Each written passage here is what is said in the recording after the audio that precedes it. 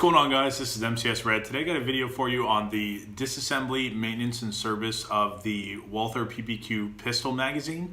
Like we've talked about before, all of basically the brain and the operating system of that pistol is in this magazine. So I'm just going to take it down for you and show you exactly what the key components are. It's very simple. It's comprised of about four pieces on the inside, which is really great. They are small, so make sure if you are going to disassemble this, you're going to do it on a mat or somewhere where you're going to be able to account for all the pieces. So let's get right into it. So as you can see here, we've got no 12 gram. You definitely want to make sure that there's no 12 gram in here and it's empty before you begin your disassembly. A lot of you have asked how to take out this spring to put in the rubber ball spring that you receive with your pistol. So I'm going to show you how to do that just real quick. You basically just hold your finger over the top because there is a spring-loaded mechanism that's going to come off. And then we'll go ahead, there you go. And then this will come out. And then you have access to that spring. You just take this spring out, put your other one back in. This is your mag release pin and the spring, and then your cap, of course. And that just goes right here into the groove. You just go ahead and press down on that cap, and you take your cover and swap it right back on there. It's super easy, just a couple seconds and you're good to go. So all you're gonna need for this is the Phillips screwdriver head and then a pair of C-clamp pliers, which I have right here in my pocket. So what you're gonna wanna do is you're gonna wanna make sure that you're using the correct size Phillips head for this screw. If you don't and you end up stripping that, you're gonna be in a whole world of doo-doo. So don't try to force it or use something that's not designed for that. Make sure you try to use the correct size Phillips head. Then you have the cover, comes right off, and then there's a rubber gasket that goes right here, and this is a seal to the valve cover. From this point, you have just the valve cover itself, and this is where you're going to use those C-clamp pliers to loosen this. So we'll go ahead and loosen it slowly, one half turn at a time. The reason being is that it is spring loaded. It's not super powerful spring, but it is spring loaded. So once you get, there's about, I would say 5 threads on this cover.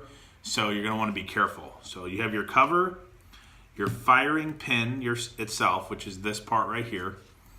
You have the spring, the valve spring, and then a wider, thinner washer. It's a larger of, there's 2 in here, so this is the largest one. And then there is a smaller one that is thicker right here. So, and then that's it.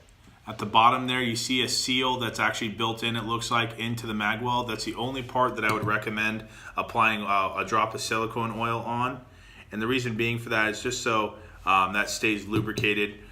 From there, all you need to do is, that's pretty much it. There will be rebuild kits available for the magazines.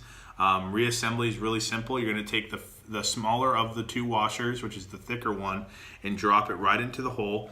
That will lay flat against that washer that we just applied that silicone oil on.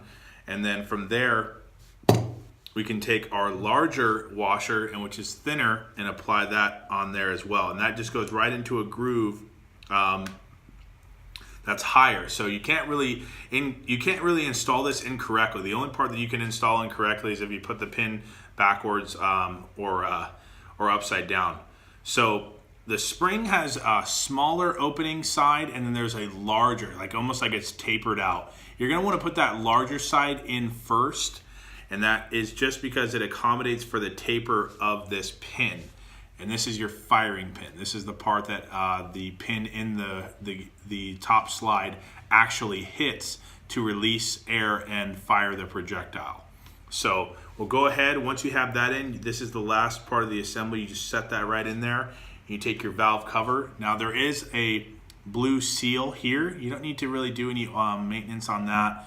You can apply some silicone oil with your finger there if you do, but it's not really gonna make a difference, I don't think, in my opinion. But there is an O-ring here that is going to seal these threads, and that you do want to put at least a drop of silicone oil on, and you can just move that around with your finger nice and easily like that.